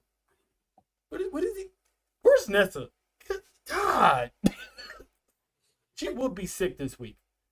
Hold on. What's the timestamp? I got you, bro. Seriously, we gonna go travel back. It's probably gonna be at 150, 151, somewhere in there. That's what I do, Justin. That's what I do, baby. That's what I do. The dude said the angles for the anal. That what do you be watching on your free time, dog? Skinamax? You look too old for Skinamax, sir. Nah, I just said angles for the anal. I didn't say I was doing the anal. I just said it was angles for the anal. Oh, it's still saying it, bro. Why is he's trying to get it? He's trying to give us strikes. He's trying to give. I can't breathe. Hold on. Keep going. I'm not gonna make it to the end.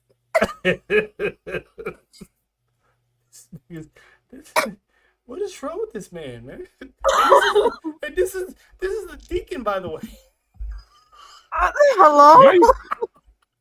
Why you gotta say that? See? Because they're gonna call you that anyway eventually.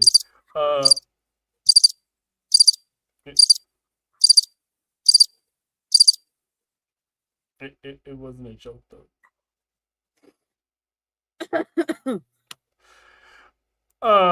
Yeah. So back to the acknowledgement. How do you recover from that? Okay.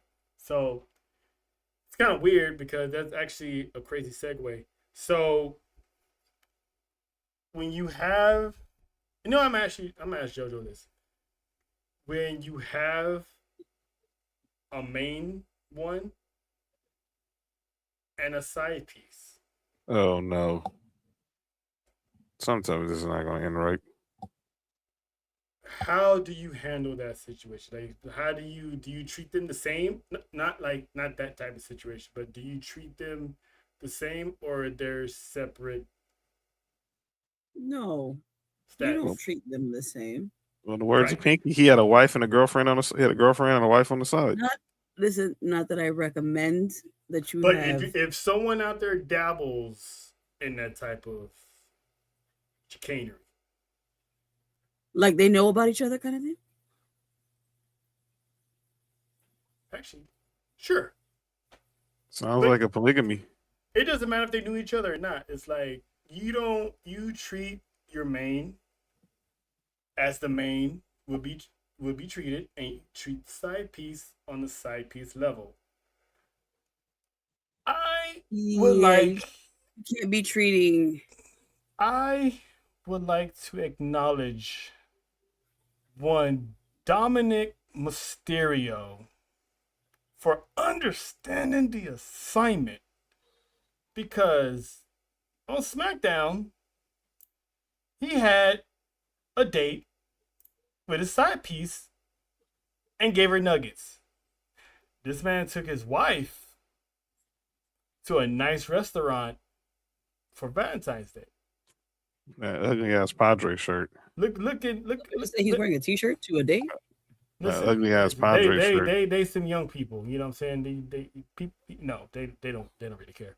But the thing is, the main wifey got a nice little dinner, you know what I'm saying?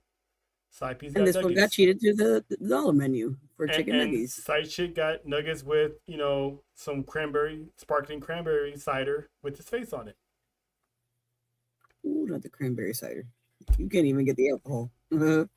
This and the roses from a gas station. This is how you treat. This is how it should be done. If you're gonna play this type of game, this is how you treat side piece is side piece, and that's how you treat. And some of them don't even care. They as you can see, she enjoyed her nuggy dinner. So All happy. all happy with the sparkling cranberry juice. Her homegirl who's third wheel, which if you think about it, Raquel's actually winning because she wouldn't accept this type of date because she wouldn't be a side piece unless she's me. So shout out to one Dominic Mysterio for understanding this is Liv was right. Y'all can learn a lot from Dominic. The man is living his best life and still has a wife. Good kid. Good kid. He's definitely a Mysterio because his mom. But anyway, John, anybody want to acknowledge? I'm sorry, JoJo. Forgive me. She's snitching, by the way. Oh well, ain't the first time I'll be in trouble. Won't be the last. Now I want to acknowledge Trey Miguel. Rose Court. I'm gonna acknowledge Trey Miguel because look, we talked about this. We talked about this story the other day, last couple of weeks, about how we felt pretty much Warner Brothers Discovery pretty much cost him his bag with the Rascals got signed to AEW, and he's basically was left as a man without a home. He's able to go back to TNA, and he's made the best of it. He wins the briefcase and Feast or Fired, earns a shot at the international title, and this past Friday at No Surrender, he beats Stax and brings the TNA international title back to the brand. Now he's gonna have a rematch tomorrow night on Thursday Night Impact. But I'm happy for that Trey Miguel. He had shout out to Jelly Roll was in the house. What's the name of the other white dude that was with him? I forget his name. I forgot his name that quick. But he's been able to make the worst out of this just unnecessary situation and is now coming out at like pure gold and rocking gold in the process. So that's my acknowledge. I want to acknowledge Trey Miguel. Never let the man hold you down, brother. Yeah, man. Shout out to Trey because TNA looked out for him immediately. Uh-huh. And he went ahead, got a contract. And it was crazy because when he won that Feast of Fire briefcase, when he was opening up his case, he hit that line of, like, come on, man, not twice in 1 week. I'm like, damn. That would have been crazy. I'm like, dude, when he won, I felt it. I was like, man, they're not gonna do him like, they ain't gonna do him like that, are they? Nah. But shout out to our Caribbean one, JoJo, for having her first TNA watch along this past Friday, and she liked it. She said she's gonna come back and watch it again. So Thursday nights, AMC Plus, TNA Plus. I'm a little busy on Thursdays. So if you catch up on the weekend, don't worry about it. Don't worry. That's why you watch the replays, no commercials. This is true. This is true. Love the commercials. Yeah, always no commercials. But yes, this pretty much wraps up, episode 69, and it lived up to the name. It lived up to the name. Shout out to John. In so many positions and ways. But yeah, Tribal Wars on Monday. Love them all. Tribal Wars on Monday. The road to Chicago. Final Raw before Chicago. Final Raw before going to Chi-Town, baby. It's gonna be. Okay. So it won't be the final Raw. It's just before the PLE. Yeah. So Brock Lesnar. We gotta go Raw Monday nights. You know what I'm saying? We always go Raw Monday nights. And with with the Beast there, it's gonna be Raw. Yep. Ooh. With angles. Ooh. It's gonna be a lot of... Will we get Obafemi and Brock Lesnar in an interaction? That is, you can take my money. Will Liv Morgan finally step up and pretty much choose Stephanie once and for all? And who else is going to qualify for Elimination Chamber? Because Bronson Barboza will be in a match for a qualifying match, so check that out. So come rock with us on Monday. You know the time, 4:55 Pacific, 7:55 Eastern if you're over there in JoJo's neck of the woods. So with that being said, this is the Come Up Edition, episode 69, S4UWrestling Wrestling. That's the Caribbean one over there. Miss JoJo, main event. I am the OTC, and we will see y'all Monday night. Wash your ass and wipe them too. Dude wipes. It's the legend,